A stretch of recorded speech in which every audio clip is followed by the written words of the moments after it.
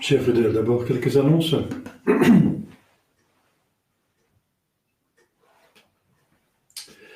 Aujourd'hui, le 13e dimanche après la Pentecôte, et c'est la mémoire du cœur immaculé de Marie, dans l'octave de l'Assomption. Donc,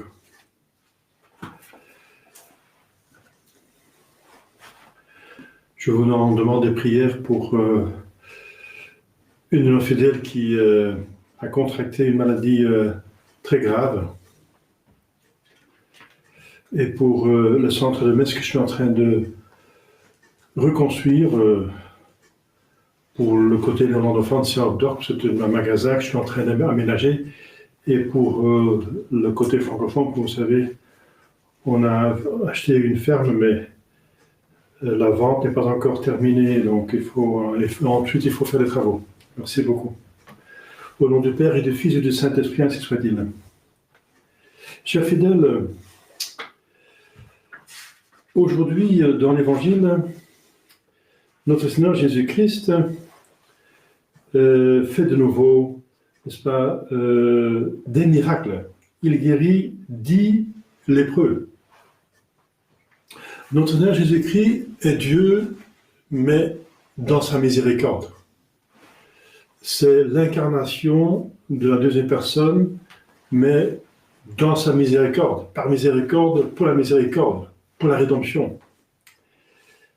Dieu reste Dieu, donc il est tout-puissant, il est infiniment saint, il est infiniment intelligent, mais la propriété de miséricorde est patente, n'est-ce pas, a été donnée priorité quand la deuxième personne s'est incarnée. Et encore ici, on voit la miséricorde de notre Seigneur Jésus-Christ envers la misère humaine. Donc de son côté, la miséricorde est infinie. On a vu bien sûr qu'il y a des conditions, il faut regretter ses péchés.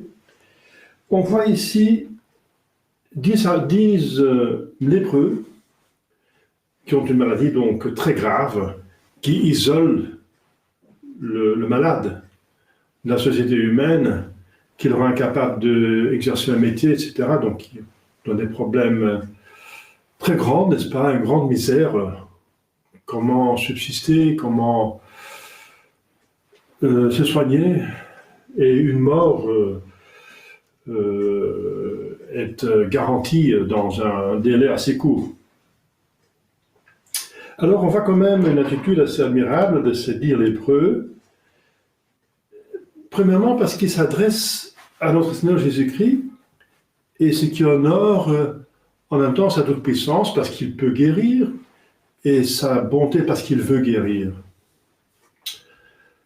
Donc ça, je veux dire, ce rappel à notre Seigneur Jésus-Christ suppose qu'on croit dans ces deux vérités, qu'il est infiniment puissant, infiniment miséricordieux. Et donc, c'est très bien d'avoir cette foi, cette confiance. Deuxième chose admirable, c'est qu'ils prient ensemble. Et notre Seigneur Jésus-Christ lui-même, il va dire, si deux ou plusieurs personnes demandent la même chose, cette demande va être honorée. Et ici, ils sont à 10 pour demander, pour supplier une guérison. Et ce qui est encore plus admirable, c'est que notre Seigneur, il va dire, montrez-vous aux prêtres. Mais se montrer aux prêtres, cela veut dire, finalement, qu'on est déjà guéri, parce que les prêtres ne sont pas capables de guérir, les prêtres de l'Ancien Testament ne sont pas capables de guérir, ce ne sont pas des docteurs, etc., pas des médecins, docteurs en médecine, etc., mais ils étaient désignés par la loi de Dieu donnée à Moïse de vérifier la guérison. Donc si notre Jésus-Christ dit « Allez vous montrer aux prêtres », les 10 lépreux auront pu dire « Mais, précepteur, mais, chef, rabbi, maître, précepteur en latin, maître, nous ne sommes pas encore guéris, nous voulons bien vous montrer aux au prêtre, même s'il vous plaît, guérissez-nous d'abord et ensuite on va se montrer. Non, non. Et c'est un acte de foi, n'est-ce pas? Ils voient toujours la lèpre, ils sentent la lèpre, ils sont toujours malades. Mais notre Jésus-Christ a dit, montrez-vous aux prêtres, et ça suppose qu'ils sont guéris, ou qu'ils vont être guéris, avant d'avoir arrivé chez les prêtres. Donc, c'est un acte de foi extraordinaire, de sans remarque se mettre en route vers les prêtres, tout en attendant qu'ils guérissaient. En fait, leur foi est gratifiée, n'est-ce pas, récompensée. Ils sont tous mundati, ils sont tous purifiés de la lèpre.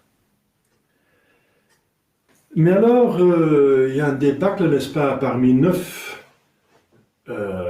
lépreux qui sont guéris, qui ne vont pas remercier notre Seigneur Jésus-Christ. Et les pères d'Église disent que cette manque de reconnaissance va les damner. Enfin, mérite la damnation, mais c'est un péché mortel. Parce que la gratitude, la reconnaissance est un dû. Ça appartient à la justice. C'est un dû. Et ce n'est pas n'importe quoi qu'ils ont reçu, mais la chose la plus précieuse dans le monde visible, c'est la santé du corps. Si on est milliardaire, mais on n'a pas la santé, on ne peut même pas profiter de son argent. Donc ça veut plus que des fortunes, n'est-ce pas? Une bonne santé. Et quand notre Seigneur Jésus-Christ fait quelque chose, il le fait bien, comme il a changé à Cana l'eau en du vin, mais c'était le meilleur vin. Quand il guérit maintenant, on voit les lépreux, la guérison donne une santé, mais qui est meilleure que la santé des autres. De façon de parler, il guérit tout. C'est pas quand Jésus-Christ guérit des malades, ils sont totalement guéris. Totalement guéris, ils sont une santé excellente. Donc, ils ont reçu un bienfait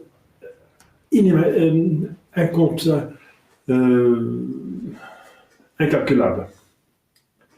Et il n'y en a qu'un qui fait son devoir, ce n'est même pas la charité, mais c'est un devoir, de remercier, de donner un signe de reconnaissance au bienfaiteur.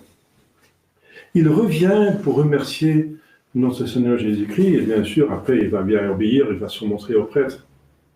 Ou bien,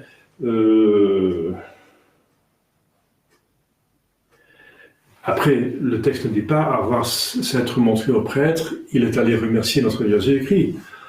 D'abord obéir, ensuite il va remercier, ou bien remercier, ensuite obéir. Donc en tout cas, il a fait les deux, bien sûr. Et notre Seigneur, il est très content avec celui qui est revenu. Il est votre foi, fides en latin, t'a sauvé. Et c'est traduit par foi. Bien sûr, c'est une traduction bonne, mais pas complète finalement. Elle n'est pas complète parce que fides en latin veut en même dire fidélité. Fides, fidélité, fides, ça donne foi en français, mais aussi fidélité. Ta fidélité t'a sauvé. Tu es fidèle. Tu as accompli ce qu'il fallait faire jusqu'au bout. Parce que ta foi t'a sauvé, mais oui, les autres avaient aussi la foi. La foi que Jésus allait guérir, donc ils avaient la foi. Mais ils n'ont pas été fidèles. Ils ont omis un revoir très grave de reconnaissance. Et Jésus dit, ta foi, ta fidélité t'a sauvé. Ton âme, cette fois-ci. Ton âme.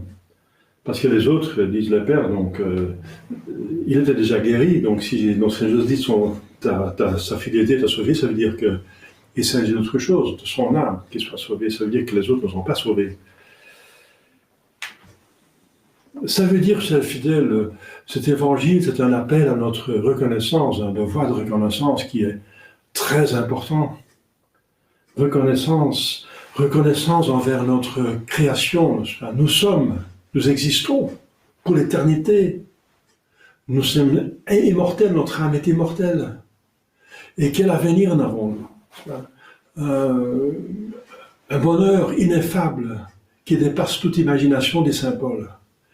et sur terre tous les bienfaits qui sont possibles pour nous rendre le mérite possible. Donc, nous sommes invités à mériter ce ciel avec toutes les grâces qui sont encore à disposition, que notre Seigneur Jésus-Christ a payé avec un très lourd prix, n'est-ce pas, un martyr. Il a payé ça avec sa vie, n'est-ce pas?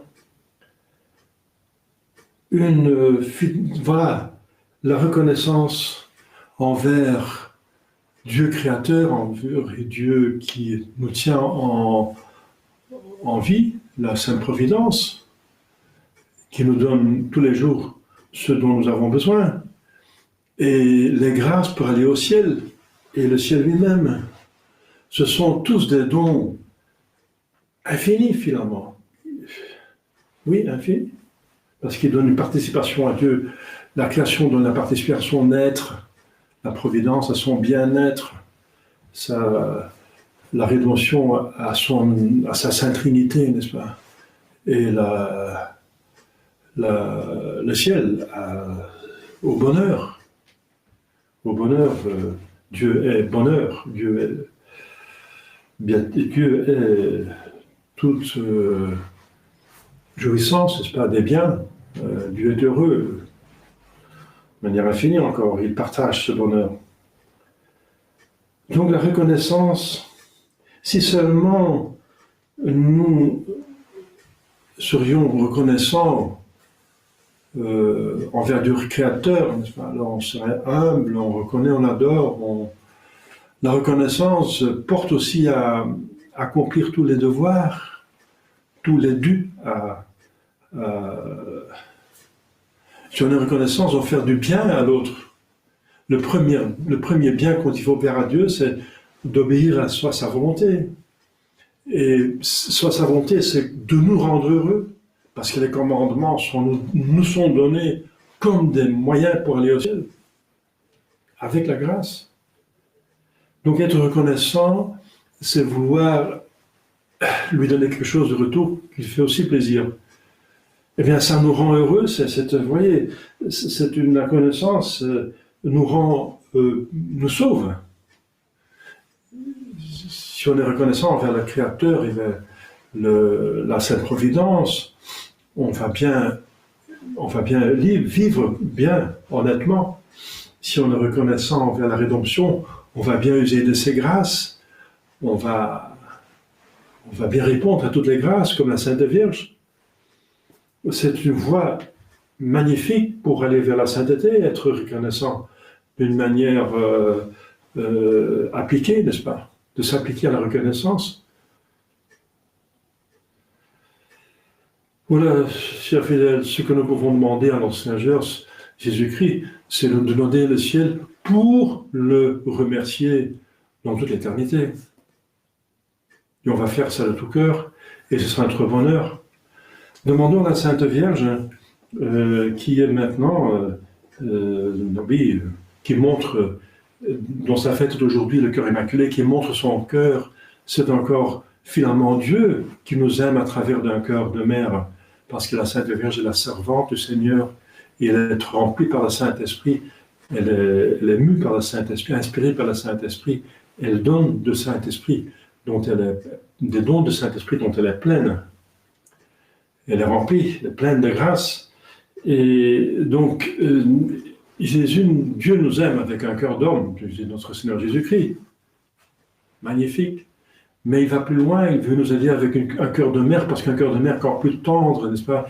Il n'y a rien sur terre qui ait un amour plus délicat, plus gratuit, n'est-ce pas? Désintéressé, prévenant, que l'amour, le cœur d'une mère. Et Dieu veut nous aimer avec un cœur de mère.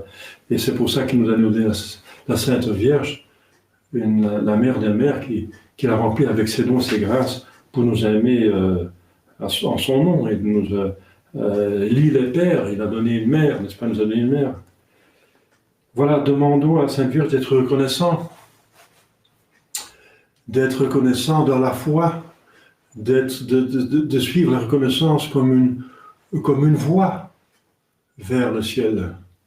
Être reconnaissant envers tous les bienfaits de Dieu, et les bienfaits de Dieu, comme on vient de voir, sont infinis. Donc la reconnaissance va être en rapport, en proportion avec ce que nous avons reçu. Chers fidèles, soyons toujours reconnaissants. C'est une partie de tout acte de religion. Adoration, action de grâce, demander pardon de ce péché et demander des grâces pour arriver au but. Donc le deuxième acte de religion, c'est après l'adoration, c'est l'action de grâce, c'est la reconnaissance. Ça appartient aux 4 actes de religion. N'oublions pas ce 4e, parce que Jésus se plaint presque jamais, n'est-ce pas? Il ne s'est même pas plaint pendant son chemin de croix, pendant sa passion. Bien sûr, il a demandé d'enlever le calice, mais après il a accepté de son Père. Et il a dit sur la croix, oui, bon Dieu, pourquoi vous m'avez laissé? Mais c'était pas tellement une plainte, mais une expression pour nous dire qu'il souffrait à l'intérieur. Parce qu'en tant que Dieu, personne divine, il avait la vision béatifique et il avait un bonheur intérieur dans son âme, mais il a arrêté ce bonheur, il a stoppé, il a arrêté cette redondance de bonheur dans son âme pour pouvoir souffrir totalement. Et c'est ce qu'il dit en disant « Mon Dieu, pourquoi vous m'avez délaissé ?» Il dit ça sur la croix, quand il est attaché sur la croix. Et il ne dit pas parce que Dieu l'a quitté en essence, parce qu'il est en essence Dieu lui-même, mais que Dieu l'a quitté dans ses dons, plutôt dans ses consolations, pas de consolation. Donc pour le reste, Jésus-Christ ne s'est pas plaint. Il ne se plaint pas, n'est-ce pas? Il accepte la croix, n'est-ce pas? Il ne se plaint jamais. Mais ici, il se plaint. Il se plaint parce que est-ce qu'il n'y a pas 10 qui sont guéris, qui sont purifiés? Où sont les autres 9? Les 9 autres? On trouve seulement ce Samaritain qui est revenu. C'était un Samaritain, c'était donc un hérétique en plus. Donc il a fait une double conversion. Il s'est d'abord converti de son hérésie de Samaritain, de l'an juif, acceptant la religion juive, dans Jésus-Christ, et ensuite acceptant dans Jésus-Christ comme rédempteur. C'est admirable, n'est-ce pas? Chers fidèles, c'est un avertissement qu'il n'y en a 1 sur 10 qui fait son devoir, qui se sauve. Salvum te fecit, fides tua. Un seul des 10. Soyons ce 10e, n'est-ce pas? Soyons pas du nombre des 9 autres. Soyons avec toute la force, la volonté de notre âme, reconnaissant, mais c'est quand même facile, n'est-ce pas, être reconnaissant envers des bienfaits infinis. Et nous ne laissons pas décourager par les croix quotidiennes, n'est-ce pas, qui se présentent. Encore les croix quotidiennes, si on a la foi, n'est-ce pas, on comprend que ce sont des moyens uniques dans l'éternité que nous avons pour mériter le ciel. Encore faut-il être reconnaissant, même si ça fait du mal, n'est-ce pas, pour ces moyens pour arriver au ciel, pour mériter le ciel. Comme les saints sont heureux d'avoir pu souffrir pour notre Seigneur Jésus-Christ, ils sont heureux. Ça fait mal au moment qu'on a la croix, mais si on a la foi et on connaît la religion, on sait connaît la raison d'être des croix, n'est-ce pas? Et nous n'avons pas encore souffert le martyre, donc on n'a pas encore souffert autant que notre Seigneur Jésus-Christ lui-même et que les autres martyrs. Demandons cette grâce donc à la Sainte Vierge, qui a donné l'exemple de reconnaissance de toutes les vertus, n'est-ce pas, pour atteindre notre but. Au nom du Père et du Fils et du Saint-Esprit, ainsi soit-il.